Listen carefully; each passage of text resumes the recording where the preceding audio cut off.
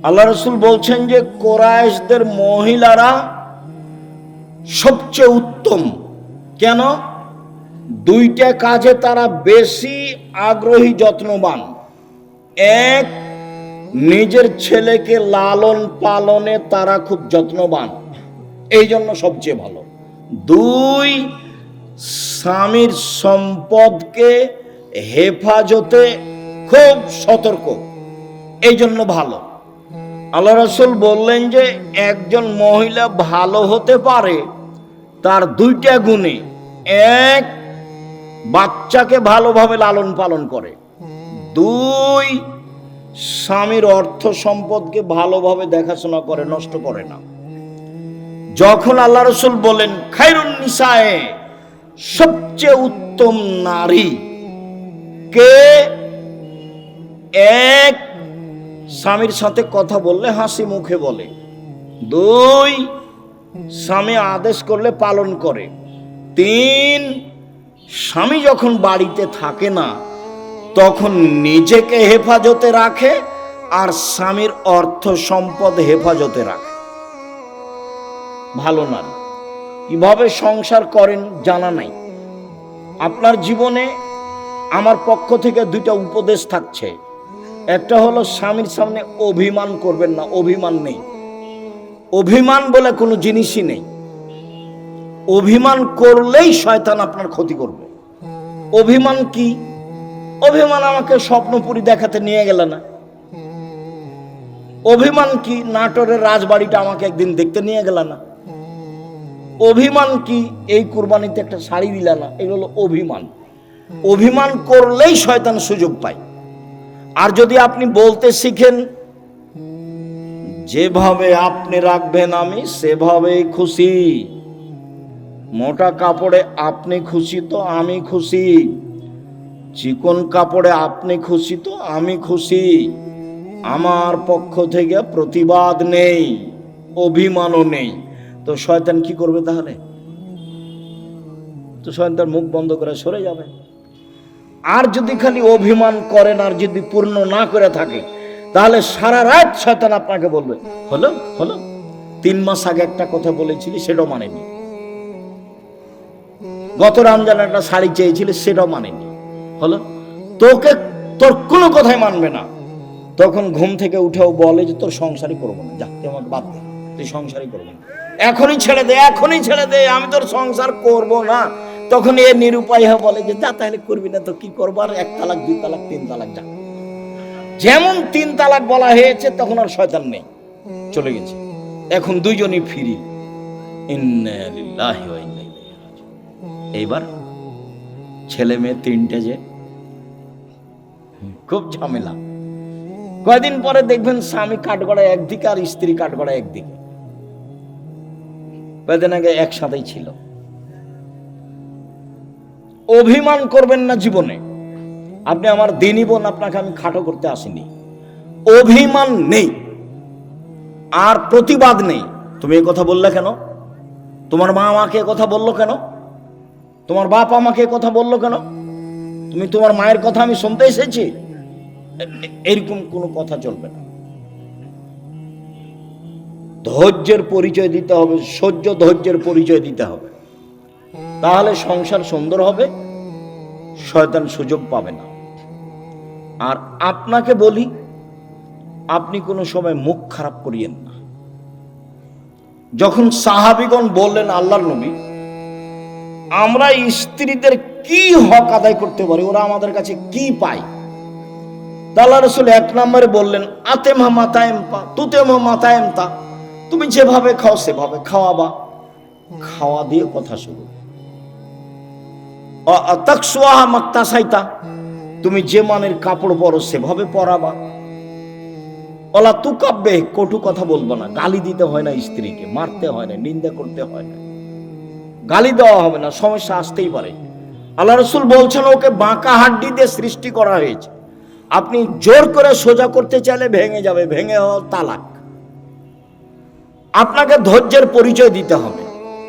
আর তালাক দিয়ে নিজেকে খুশি করিয়েন না, তোকে জব্দ করেছি তালাক দিয়ে, এইটা দিয়ে খুশি করিয়েন না। অন্য পথ দিয়ে খুশি করেন, নিজেকে সান্ত্বনা দেন, তালাক দিয়ে নয়। মানে বেগুনের গাছে আছে 2-3টা বেগুন আছে, 2টা নিয়ে গেলেন, এখনো গাছটা আছে, আর মোলায়ের গাছটা তো গোটাটাই শেষ। তালাক দিলে সবই শেষ। যারা বলেছে 1 বৈঠকে 3 তালাক, তো রাগে তো বলেছে তোকে 1 তালাক, তোকে 100 তালাক দিলাম যা। তো তারা তো আরো বেকায় দেয়। আব্দুর রাজ্জাক সাহেব নাহি বলেছেন যে 1 বৈঠকে 3 তালাক, 1000 তালাক দিলে 1 তালাক, তবুও তো তালাক হয়েছে। স্ত্রীকে তালাক দিয়ে নিজেকে খুশি করিয়েন না, ভুল হিসাব।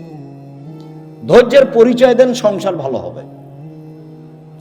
আর আপনি আমার দিনই বোন, একটু কিছু হলে বলবেন না তোর সংসার করবো না, তুই তালাক দিয়ে দে, তোর সংসার করবো না, তুই তালাক দিয়ে দে, তোর সংসারে থাকবো না, তুই আমাকে রেখেছিস কেন, এত কথা কেন আপনার?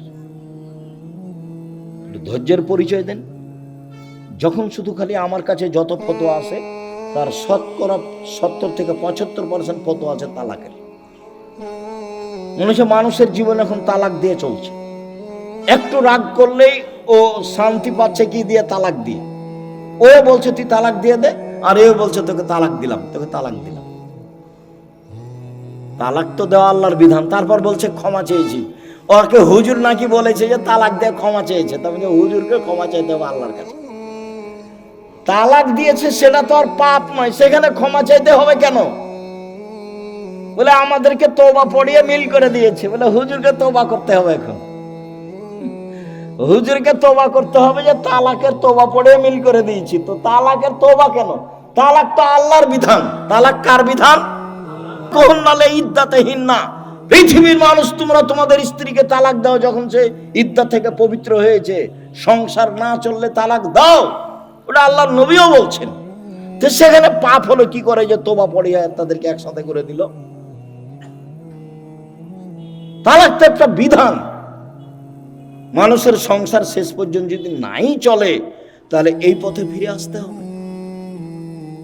সম্মানিত দিনী ভাই বোন, বলছিলাম 1 মানগত খাবার দিবেন, 2 মানগত কাপড় দিবেন, 3 গালি দিবেন না, নিন্দা করবেন না, 4 কটু কথা বলবেন না, মারবেন না, 5 নিজের বাড়ি ছাড়া কোথাও থাকতে দিবেন না। আপনার বাড়িতে থাকবে আপনার স্ত্রীটা, যে আপনার মাথায় থাকে না, হাট বাজারে তাকে যেতে হবে না। আর আপনি মহিলা মানুষ হাটে যান কেন, বাজারে যান কেন? আপনার স্বামী মরেছে, দেবর মরেছে, ভাসুর নেই, দেবর নেই, শ্বশুর নেই, বাপ নেই। যেদিনই কোনো শিক্ষক আমাকে বলে আব্দুর রাজ্জাক সাহেব 2 দিন ছুটি নিতে হবে, কেন?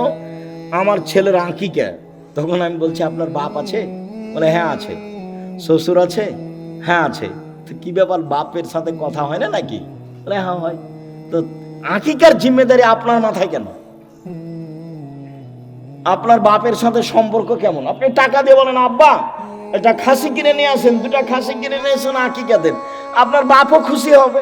হ্যাঁ বেশ, আমার আর ছেলে আমাকে বলেছে ছেলের কাজ করতে বাপকে খুব ভালো লাগবে, তে মাতাব্বরি করতে যাচ্ছে। বাপ মা তো আছেই, শ্বশুর শাশুড়ি তো আছে, দেবর ভাসুর তো আছে, গোটা বংশ আছে, বোনের ছেলে আছে, ভাইয়ের ছেলে আছে, দেবর আছে, ভাসুর আছে, শ্বশুর আছে, বাপ আছে। তো আপনি কেন বাজারে গেলেন? কেন যাবেন? কেন যাবেন আপনি? আপনার পা বড় হলো কেন? কে বলেছে আপনি পরহেজগার? আপনার গায়ে তো ফ্যাশন বোরকা দেখা যায়। আপনি হাটে বাজারে ঘুরে বেড়ান, স্বামীর সাথে মুখামুখি কথা বলেন, এরর সাথে কথা বলেন, আপনি পরহেজগার? কে বললো আপনি পরহেজগার? বলে হিসাব দেখবেন। তাকো 1 মিনিট, এই ছেলে খেয়াল করে এদিকে তাকো, পরহেজগারিতে দেখাচ্ছি। যা জিবরাইল ইলান নবী সাল্লাল্লাহু আলাইহি সাল্লাম, জিবরাইল নবীর কাছে আসলেন। নবীর কাছে এসে বলছেন হাজেহি খাদিজা, এই যে খাদিজা, এই যে খাদিজা আতাত, এই যে আসছে, এই যে খাদিজা আসছে, মাহা এনাউন, তার সাথে আছে একটা পাত্র, ফিহে এদামুন ওয়া তম, তাতে আছে তরকারি, তাতে আছে খাদ্য, তাতে আছে তরকারি, তাতে আছে খাদ্য। ও আপনার কাছে এটা নিয়ে আসছে। শোনেন, মুহাম্মদ সাল্লাল্লাহু আলাইহি ওয়াসাল্লাম, জিবরাইল বলছেন। কে বলছেন বলেন তো? জিবরাইল বলছেন, কাকে বলছেন? আমাদের নবী মুহাম্মদ সাল্লাল্লাহু আলাইহি ওয়াসাল্লাম বলছেন, ফাকরা আলাইহা সালাম মিন রাব্বিহা ওয়া মিন্নি, ওকে বলে দেন খাদিজা আল্লাহ তোমাকে সালাম দিয়েছে। খাদিজা, জিবরাইল তোমাকে সালাম দিয়েছে।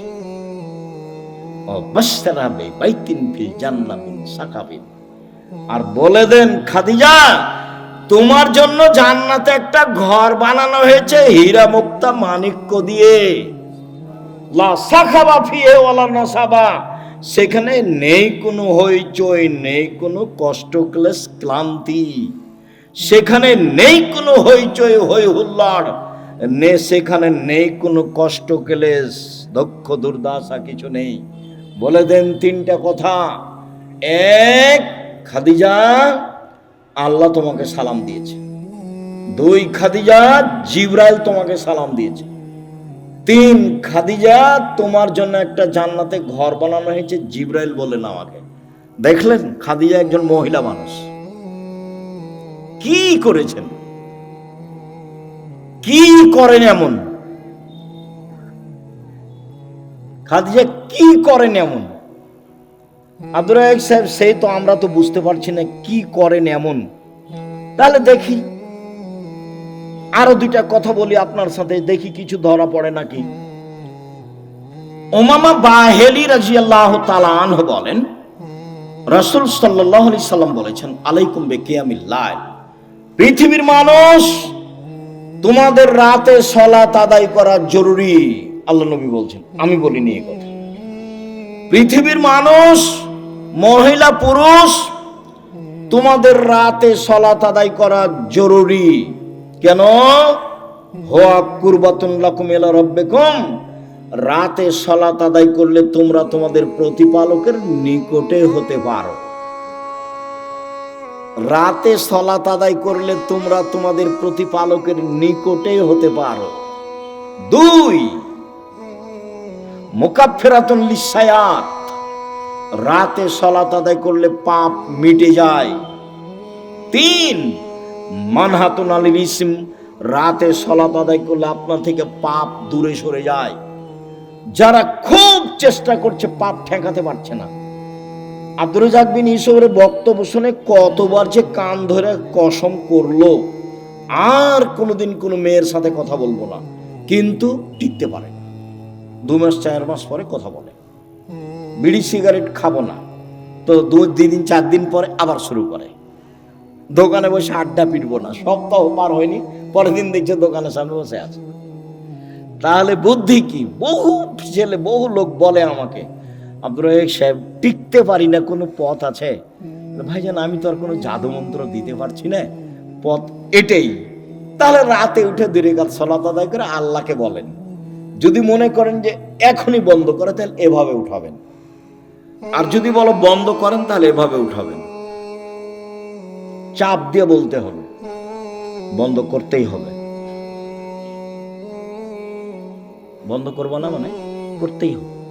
তুমি তো পারো, তুমি তো এমন সত্য নও যে পারবা না, তবু আমি বলছি। তার নাম হলো আজিজ, ওর নাম পরাক্রমশালী। ওর নাম কি? আজিজ, পরাক্রমশালী, তাকে কেউ ঠেকাতে পারে না। কাদির, সবকিছু করতে পারে। তো সবই যে পারো, আমি বলছি আমি একটা মানুষ, আমি পাপ করতে চাই না, তুমি বন্ধ করবা না কেন? তুমি শক্তিতে বন্ধ করে দাও। আপনি খুব চাপ দিয়ে বলবেন, হাত তুলে বলবেন, খুব বিনয়ের সাথে কান্নাকাটি করে চাপ দিবেন, বন্ধ হবে ইনশাআল্লাহ, হবেই। রাতে সালাত আদায় করলে 3টে। আমর ইবনে আব্বাস রাদিয়াল্লাহু তাআলা আনহু বলেন, রাসূল সাল্লাল্লাহু আলাইহি সাল্লাম বলেছেন, আকরাবু মা ইয়াকুনুর রাব্বু ইলাল আবদে ফিল লাইলিল আখির,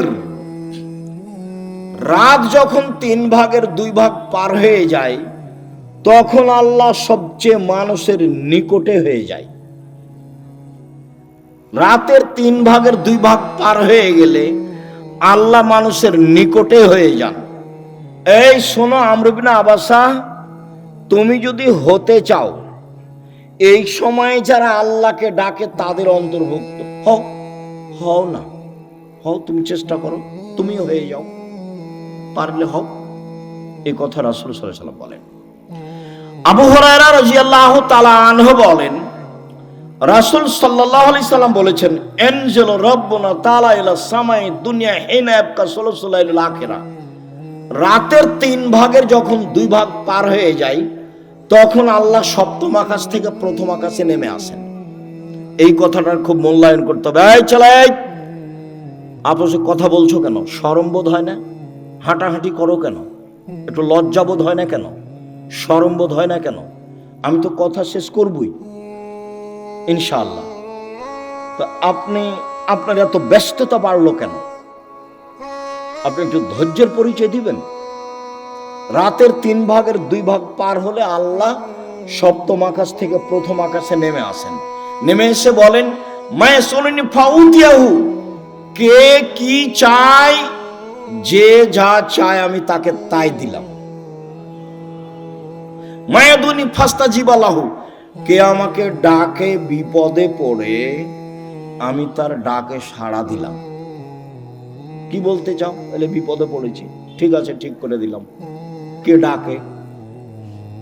3 মাইয়াস্তাগফিরনি ফাগফিরাল্লাহু, কে আমার কাছে ক্ষমা ভিক্ষা চায়, যে চায় তাকে আমি ক্ষমা করে দেব, যে চাই তাকে আমি ক্ষমা করে দেব। অন্য জায়গাতে বলছেন আল্লাহ তাআলা হাদিসে কুদসি, ইবনা আদম মা দাওয়াতানি রাজাওতানি, আদমের ছেলে মেয়ে শোনো, তুমি যেভাবে ডাকো আমি সেভাবে থাকি, তুমি যেভাবে আশা পোষণ করো সেভাবে আমি পূর্ণ করে থাকি। আদমের ছেলে মেয়ে শোনো, তুমি যেভাবে ডাকো আমি সেভাবে থাকি, তুমি যেভাবে আশা পোষণ করো সেভাবে আমি পূর্ণ করে থাকি। ওলা উবালি, আমি পরোয়া করি না তুমি কত বড় পাপী, তোমার ক্ষমা চাইলে আমি ক্ষমা করে দিই, আমি পরোয়া করি না তুমি কত বড় পাপী, তুমি যেভাবে ডাকো আমি সেভাবে থাকি, তুমি যেভাবে আশা পোষণ করো সেভাবে আমি পূর্ণ করে থাকি। লা বালাগাত জনবকানানা সেমায়, আদমের ছেলে মেয়ে শোনো, তোমার পাপ যদি বেশি হতে হতে হতে আকাশে লেগে যায়, পাপ আর পাপ, আকাশ জমিন পরিপূর্ণ পাপ, জীবনটা শুধু পাপে ভরা। 15-16 বছর থেকে পাপ শুরু হয়েছে, এখন 40 বছর বয়স, শুধু পাপ, জেনা দিয়ে ভরা জীবন, অশ্লীলতা দিয়ে ভরা জীবন, মানুষের বিরুদ্ধে চলা দিয়ে, বদনাম গীবত দিয়ে ভরা জীবন। তোমার পাপ বেশি হতে হতে যদি আকাশ পরিপূর্ণ হয়ে যায়, আমাকে বলো, আমি তোমার পাপ ক্ষমা করে দিব। যেভাবে তুমি ডাকো আমি সেভাবে থাকি, তুমি যেভাবে আশা পোষণ করো সেভাবে আমি পূর্ণ করে থাকি, তুমি যেভাবে ডাকো আমি সেভাবে থাকি, তুমি যেভাবে আশা পোষণ করো সেভাবে আমি পূর্ণ করে থাকি। বিচারের মাঠে সব মানুষের সামনে আল্লাহ আসবেন, সব মানুষের সামনে, পুরুষ নারী সব মানুষের সামনে এসে আল্লাহ বলবেন, আদমের ছেলে মেয়ে শোনো, আজ তুমি যে পরিমাণ পাপ নিয়ে এসেছো আমি সেই পরিমাণ ক্ষমা নিয়ে এসেছি। তোমার যে পরিমাণ পাপ আমার সেই পরিমাণ ক্ষমা, তোমার যে পরিমাণ পাপ আমার সেই পরিমাণ ক্ষমা, তোমার যে পরিমাণ পাপ আমার সেই পরিমাণ ক্ষমা, যদি শিরক না হয়ে থাকে। তো বাংলাদেশের ছেলে মেয়ে তো আল্লাহর রাস্তায় শিরক করছে, স্কুলে গিয়ে তো সুন্দর করে বলছে, ওমা তোমার আকাশ, ওমা তোমার বাতাস। আমি বলি না, আমার ছেলে মেয়েকে বলতে দিনি। এখনো এমন কোন পরিস্থিতি আমার উপরে আসেনি যে আমি বলতে বাধ্য। মায়ের দুধ ছেড়ে গিয়ে বলবে, ও কালিমা তোমার আকাশ, এত বড় নোংরা কথা আমার ছেলে মেয়ে বলবে, এখনো এই পরিবেশ আমার কাছে আসেনি। যার কাছে বিদ্যা নাই, যার কাছে বুদ্ধি নাই, তার ছেলে ড্রে করুক। আপনি কেমন বুদ্ধিমান মানুষ তা আমার কাছে ধরা পড়েনি, আপনার কাছে কি বিদ্যা আছে এটা আমার কাছে ধরা পড়েনি। সবচেয়ে বদের গোড়া হলো আপনার ওই ঠাকুর। ঠাকুর হলো ঢাকা বিশ্ববিদ্যালয়ের শত্রু, ঠাকুর মুসলমানের শত্রু। যেদিন ভারত, বাংলাদেশ, পাকিস্তানের মুসলমান ইংরেজদের হাতে নির্যাতিত, সেদিন ঠাকুর ক্ষমতা দেখাই মান সম্মানে বসবাস করে লন্ডনে। সেই ঠাকুরের গান আমার ছেলে মেয়ে পড়ে, পাগল হয়ে গেছি।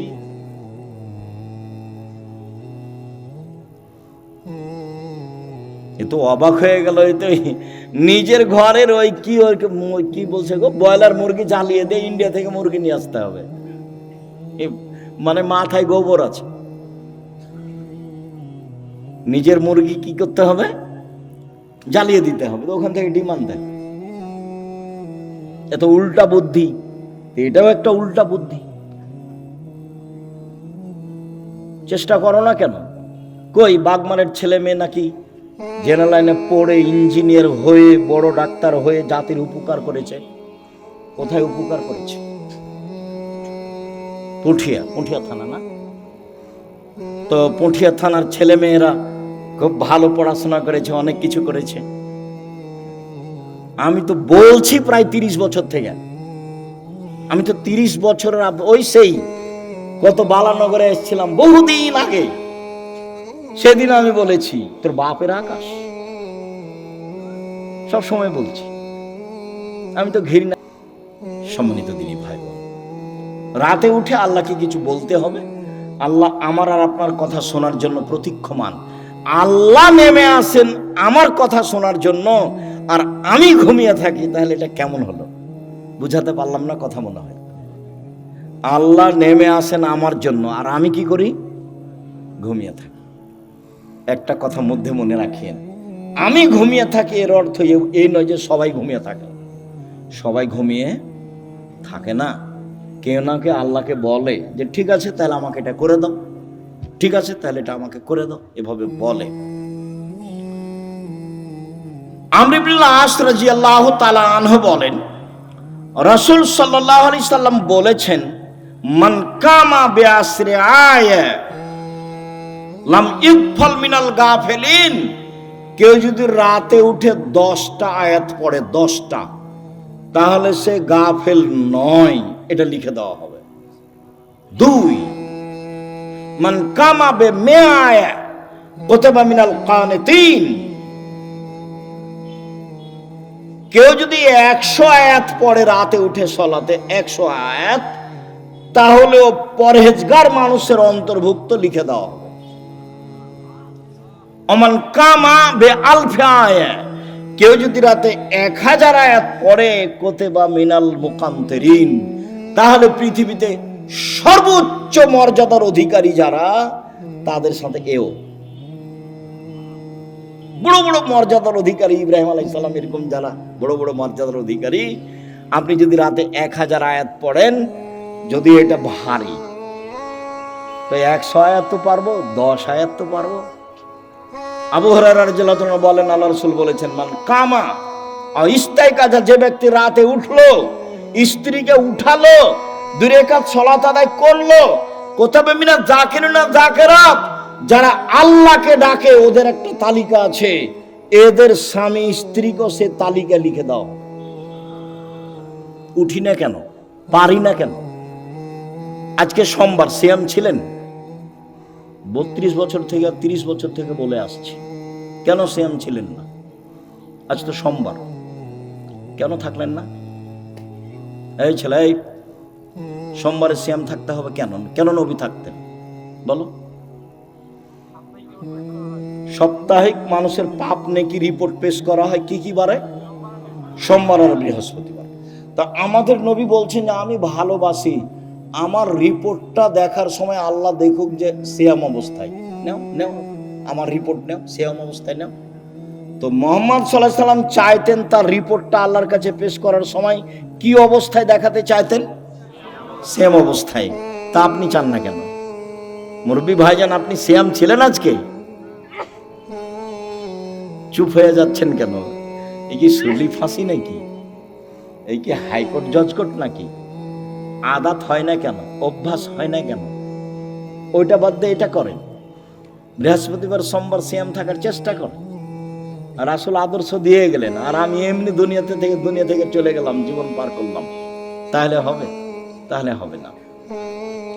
সম্মানিত দিনী ভাই বোন, রাসূল সাল্লাল্লাহু আলাইহি সাল্লাম বলেন, কেউ যদি ঘুম থেকে উঠে বলে লা ইলাহা ইল্লাল্লাহু ওয়াহদাহু লা শারীকা লাহু লাহুল মুলকু ওয়া লাহুল হামদু ওয়া হুয়া আলা কুল্লি শাইইন কাদির ওয়া সুবহানাল্লাহি ওয়া আলহামদুলিল্লাহি ওয়া লা ইলাহা ইল্লাল্লাহু আল্লাহু আকবার লা হাওলা ওয়া লা কুওয়াতা ইল্লা বিল্লাহ।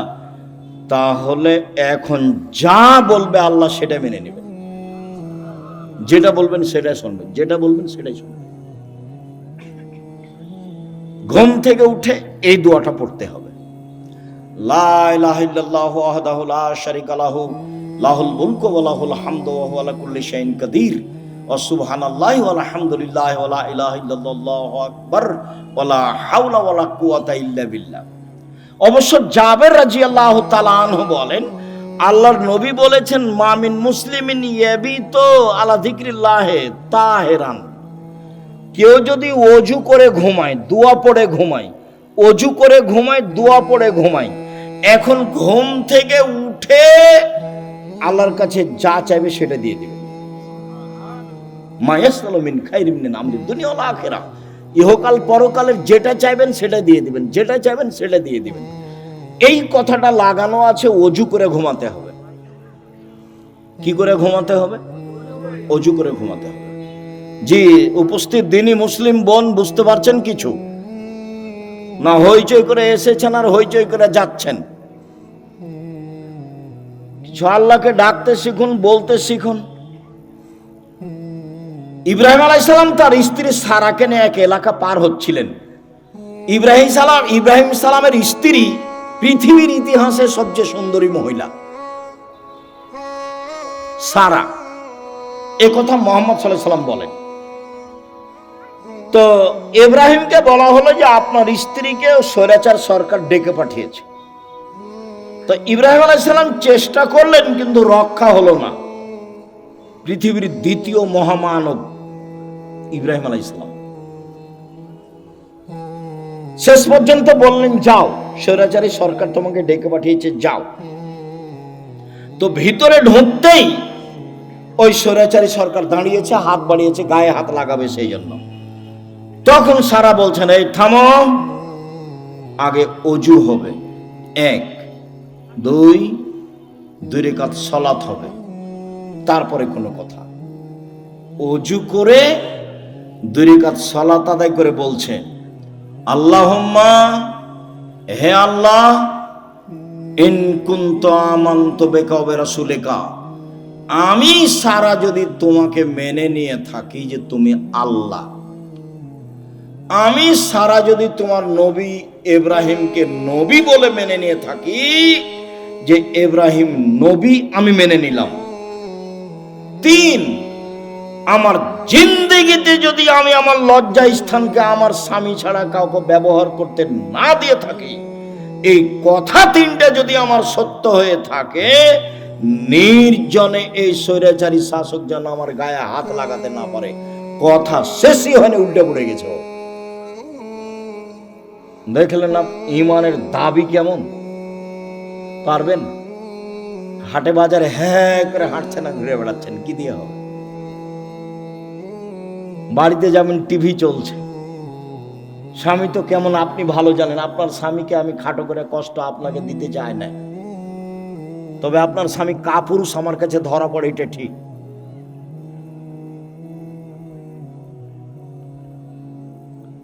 আপনি আমার দিনী বোন, এদিকে দেখেন, বেশি কিছু আমল নয়। আমি নবীকে মেনে নিয়েছি, আমাদের নবী মুহাম্মদ সাল্লাল্লাহু আলাইহি সাল্লাম আমরা মেনে নিয়েছি, আমাদের নবীকে মুহাম্মদ সাল্লাল্লাহু আলাইহি সাল্লাম আমরা মেনে নিয়েছি। 2, আল্লাহকে মেনে নিয়েছি যে তুমি আছো, সবকিছু করতে পারো, তুমি আজিজ, এ তো মেনে নিয়েছি। 3, জিন্দেগিতে জেনা করিনি, এইটা আমাকে দিতে হবে, দিয়ে দাও। আল্লাহ বলেন, ঠিক আছে দিব। ও মানুষ, আমি মানুষ নাই, ও পারে, আমি পারি না। তাকে দেয় আল্লাহ, আমাকে কেন দেয় না? দিবেই তো, দিতে হবে। আমি যেটা চাচ্ছি সেটা আল্লাহকে কি করতে হবে? দিতেই হবে। দেরি হলেও দিতে হবে, দিতেই হবে। আমি মানুষ, আমি অধিকার রাখি। আমি পাপী হলে কি হবে? আমি তো বলছি আমি গুনাহগার, তুমি আমাকে ক্ষমা করো, এটা আমাকে দিয়ে দাও। আমি তো বলছি, আমি তো মানুষের কাছে চাইনি। ধর্ণা ধরে বলিনি যে এই করেন সেই করে দেন, তুই আপনি কত ভালো মানুষ, আপনি অমুককে দিয়েছেন, এ তো আমি কাউকে বলতে যাইনি, আপনাকে বলছি, তোমাকে বলছি, করে দাও। এদিকে দেখেন, হাজেরা বলছেন যে ইব্রাহিম আলাইহিস সালাম আমাকে কাবা ঘরের পাশে রেখে চলে যাচ্ছে, আমি পিছে পিছে হাঁটছি আর বলছি, আইনা তাজহাবা ইব্রাহিম, ইব্রাহিম আপনি কোথায় যাচ্ছেন? আইনা তাজহাবা ইব্রাহিম, ইব্রাহিম আপনি কোথায় যাচ্ছেন? অর্থাৎ রকুনা বিহাযাল আদি লাইসা ফি ইনশাআল্লাহ শাই, আপনি আমাকে এমন একটা উপত্যকায় ছেড়ে যাচ্ছেন যেখানে মানুষজন তো নেই, নেই পশু প্রাণী, ঘাস পাতাও নেই, কিছুই নেই, আপনি আমাকে কিছু বলবেন না? এরকম নির্জন মরুভূমিতে রেখে যাচ্ছেন, না কথা বলছেন না, যেতেই আছেন। তো স্ত্রীও পিছে পিছে হাঁটছেন, এক পর্যায়ে বলছেন, আল্লাহ আমার আকা, আল্লাহ কি আপনাকে এইভাবে চলে যেতে বলেছেন?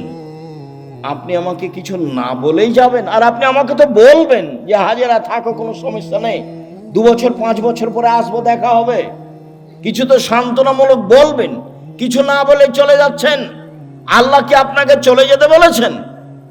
তখন ইব্রাহিম আলাইহিস সালাম বলছেন, নাম, হ্যাঁ চলে যেতে বলেছেন। তখন তিনি বলছেন, ফালাই যাইয়াল্লাহু তাআলা, ঠিক আছে, আল্লাহ আমাকে ধ্বংস করবেন না। ধ্বংস করবেন না মানে উনি কি খেয়ে থাকবেন? আরে কয়েকশো কিলোমিটারের মধ্যে কোনো মানুষ নেই, দোকানপাট নেই, গাছপালা নেই, ঘাস পাতা নেই, কোনো কিছু নেই, তার আল্লাহর উপরে কত ভরসা। বলছে ঠিক আছে, তাহলে আল্লাহ আমাকে ধ্বংস করবেন না। তো ঘুরে এসে বাচ্চা দেখছেন, কি যে অবস্থা ছেলের, ব্যাগে যা পানি ছিল তা তো শেষ হয়েছে, কি যে হয়। সাফা পাহাড়ে উঠলেন, কোথাও পানির পথ নেই, দৌড়িয়ে নেমে মারোয়াতে গেলেন, কোনো পথ নেই। আবার বাচ্চা দেখতে আসলেন, 1 বার 2 বার 3 বার 4 বার 5 বার 6 বার 7 বার। এবার বাচ্চার দিকে আসছেন, ভাবছেন বাচ্চা মনে হয় মারাই যাবে, বুখারীর হাদিসে এভাবে এসেছে। হঠাৎ বলছে, কি চান? কে? আমার পানির প্রয়োজন। ঠিক আছে, পানির প্রয়োজন বলতেই জিবরাইল বাচ্চার পাশে, জিবরাইল নিজের পা দিয়ে আঘাত করলেন। বাচ্চার পায়ে আঘাত হয়েছে কথা মিথ্যে, বাচ্চার পায়ে জমজম চালু হয়েছে কথা মিথ্যে। জিবরাইল নিজে পায়ের আঘাত করতে পানি একবারে জোরে ফুটে বের হতে লাগলো। তখন হাজেরা পানিগুলি থামাতে লাগলেন, জম জম মানে থামো, উনি বাঁধ দিয়ে পানিগুলো থামাচ্ছেন। আল্লাহ রাসূল বলছেন, যদি হাজেরা পানি না থামাতেন তাহলে জমজমের পানি সারা পৃথিবীতে ছড়িয়ে পড়ত। এভাবে রাসূল সাল্লাল্লাহু আলাইহি ওয়াসাল্লাম বলছেন। আপনি মহিলা মানুষ নিরাশা হন কেন? আব্দুর রাজ্জাক সাহেব শোনেন, অনেক কথা ছিল আপনার সাথে, তো আপনার সাথে তো কথা বলতে পারি না, তো একটা কথা, সব সময় আপনার কথার মাঝে একটা কথা ফুটে উঠে যে মহিলারা জান্নাতে যাবেই। 1 5 ওয়াক্ত সালাত, 2 রমজান মাসের সিয়াম রোজা, 3 স্বামীকে মেনে চলা, 4 জেনায় লিপ্ত না হওয়া। তো আমাদের তো এরকম ঘটে গেছে, এখন কি উপায়? চিন্তা করবেন না, বুখারী মুসলিমের হাদিস থেকে আপনাকে পরামর্শ দিয়ে আলোচনা শেষ করবো ইনশাআল্লাহ। 1, আপনি আজ থেকে বন্ধ করেন, কোনো ছেলে যদি আপনার সাথে কথা বলতে চায় তাহলে আপনি বলবেন, ইন্নী আখাফুল্লাহ, আমি আল্লাহকে ভয় করি। তোমরাকে বলছি, মোবাইলে কোনোদিন আর মেয়ের সাথে কথা বলবা না, বলবো যে আল্লাহকে ভয় করি। খালি যদি আল্লাহকে ভয় করি এই কথা বলো, তো পরকাল তো টিকবেই। পৃথিবীর কোন বিপদ তোমার সামনে এসে তোমাকে ধ্বংস করতে পারবে না। 1, 2, জেনা বন্ধ, আজ থেকে বন্ধ। তুমি যদি এই সিদ্ধান্ত নিতে পারো জেনা বন্ধ, যে কোনো বিপদ থেকে বেঁচে যাওয়া। প্রমাণ দিতে পারবা? ওই যে বুখারী মুসলিম, ওই যে ঘটনা, তিনজন রাস্তায় হাঁটছিল, বৃষ্টি আসলো, গর্তে ঢুকে গেল, উপর থেকে পাথর এসে মুখটা আটকা পড়ে গেল। একজন বলল যে বাপ মাকে ভালোবাসি, পাথর সরিয়ে দেন। তা আল্লাহ বললেন দিলাম। একজন বলল যে একটা লোককে কাজে নিয়েছিলাম, অর্ধেক দিন কাজ করে চলে গেল, টাকা দিতে চাইলাম নিল না, আমি ওর টাকা বাড়াতে বাড়াতে অনেক গরু ছাগল করে দিলাম। একদিন এসে বলছে আমাকে টাকা দেন। আমি বললাম গরু ছাগল নিয়ে যাও। আমাকে বলছে মজাক করবেন না। মজাক করিনি, তুমি সবই নিয়ে যাও। সবই নিয়ে গেছে। তো এই কাজটা যদি ভালো করে থাকি পাথর সরিয়ে দাও, দিলাম। তার একজন বলছে আমার চাচাতো বোনের সাথে আমি জেনা করতে চেয়েছিলাম, তো আমাকে 200টা স্বর্ণ মুদ্রার কথা বলেছিল। আমার চাচাতো বোন ভেবেছিল আমি গরিব মানুষ, টাকা সংগ্রহ করতে পারবো না স্বর্ণ মুদ্রা। আমি হাড় ভাঙা পরিশ্রম করে লম্বা সময় 200 দিরহাম দেনার জমা করে তাকে দিলাম। আমি জেনায় বসেছি, জেনা করব। তখন আমাকে বলছে দেখ আল্লাহকে ভয় কর, আমাকে অসতী প্রমাণ করিস না। দেখ তুই আল্লাহকে ভয় কর, আমাকে জেনাকারিনী মহিলা হিসাবে গণ্য করিস না, আমাকে অসতী প্রমাণ করিস না। তা আমি অন্যায় করিনি, উঠে গেছি। তো দাও তাহলে পাথর সরিয়ে দাও। তা আল্লাহ বলছেন দিলাম। এ দেখ, বোঝা গেল না কথা? আর এদিকে আল্লাহ বলছেন অনাহান নাফসা আনিল হাওয়া ফাইনাল জান্নাত হিয়াল মাওয়া। কেউ যদি নিজেকে অশ্লীল কাজ থেকে ঠেকাতে পারে, আমি আল্লাহ তাকে জান্নাতুল মাওয়া দিলাম। আপনি রাতের লম্বা আলোচনা আছে, বক্তব্য রেকর্ডিং আছে, সেখান থেকে নিবেন। আপনাকে নেওয়ার জন্য আন্তরিকভাবে অনুরোধ জানিয়ে কয়েকটি জরুরি কথা, চলাচল বন্ধ করে কথা শুনবেন। আর আমি কোনো সময় আসলে আমার একটা অনুরোধ রক্ষা করবেন, কাজ মাথায় করে নিয়ে আসছেন না। আপনি যখন রাস্তায় হাঁটেন, গল্প করেন, তখন আপনার কাজটাকে আমি ঘৃণা করি, আমাকে ভালো লাগে না। আর আমি আমার কথার উপরে খুব বিশ্বাসী যে আমি কোরআন হাদিসের কথা বলি। আমার জীবনে আমি কোনোদিন রূপক অপ্রয়োজনীয় কথা বলিনি। তো আপনার হেঁটে বেড়াটা, আপনার গল্প করাটা, আপনার চায়ের স্টলে বসে থাকাটা, এটা আমি ঘৃণা করি। কাজে এই সময় আপনি আমাকে কাজ দেখাবেন না। কি করবেন? গিয়ে দোকানে বসে থাকবেন, নাহলে বউয়ের সাথে গিয়ে ঝগড়া লাগাবেন। কি কাজ? আমি তো আপনার এলাকায় থাকি, যে আপনার কাজ আমি খুব ভালোভাবে বুঝি। আর জমি জায়গার চাষ যদি বলেন, তা আমার আব্বা কৃষক মানুষ ছিলেন, আমিও কৃষকতাকে ভালো বুঝি। জমি চাষ করা, কিভাবে ধান উৎপাদন হবে, কিভাবে আমার আব্বাকে আমি দেখেছি। কাজে আপনার কাজকর্ম আমি ভালো জানি। উপার্জনের পথ 4টা। এই ছেলে, উপার্জনের পথ কয়টা? 4টা। 1 দিন মজুরি, সন্ধ্যায় টাকা শেষ হবে। 2 চাকরি, 25 দিনে সাধারণত টাকা শেষ হবে। কয়দিনে? 25 দিনে। বাকি 5 দিন ধার কর্য করে চলবে। 3 জমি চাষ, মাস শেষে বছর শেষে লাভ লস সমান বা লস বেশি। এবার আলুতে খুব লস থাকলো। 4 ব্যবসা। তখন আল্লাহ রাসূল বলছেন সত্যবাদী বিশ্বস্ত ব্যবসায়ীরা নবীর সাথে থাকবে। তাহাজ্জুদ পড়ে থাকা যায় না। 2টা মেয়ের লালন পালন করলে নবীর সাথে থাকা যাবে। 2টা মেয়ের, 3টে মেয়ের লালন পালন করলে নবীর সাথে থাকা যাবে। একটা সহজ পথ নবীর সাথে থাকার, কি? সত্যবাদী বিশ্বস্ত ব্যবসা। আমি বলিনি এই কথা, এই কথা মুহাম্মদ সাল্লাল্লাহু আলাইহি ওয়াসাল্লাম বলছেন। আত-তাজির আস-সাদিক আল-আমিন এখনো ইয়ামাল কিয়ামা শুহাদা সিদ্দিকুন নবী। সত্যবাদী বিশ্বস্ত ব্যবসায়ীরা বিচারের মাঠে সিদ্দিক, শুহাদা, নবীদের সাথে থাকবে। এটা আমার মুখের কথা নয়। 2 আত-তিজারাত মাল কিজবাল হালাল। ব্যবসাতে মিথ্যা কথা এসে যায়, ব্যবসায় কসম চলে আসে। ফাসুবহু বিসাদকা, দান করে মিটিয়ে দাও। তো দিন মজুরি করলে তো দান করতে পারবেন না, ও তো সন্ধ্যায় টাকা শেষ হয়েছে। চাকরি করলে তো 25 দিনে গেছে, কয়েকদিন ধার কর্য করে গেছে। আর জমি চাষ করলে তো লাভ লস সবাই বুঝে। তাহলে কিছু করতে হলে কি করতে হবে? ব্যবসা। রিস্ক নিয়ে ব্যবসা করতে হবে, পিছু হটার কোনো সুযোগ নেই। আব্দুর রাজ্জাক সাহেব, আমি করেছিলাম 10 লাখ টাকা লস, চিন্তা করবেন না, পিছু হটার সুযোগ নেই, ব্যবসায় করতে হবে।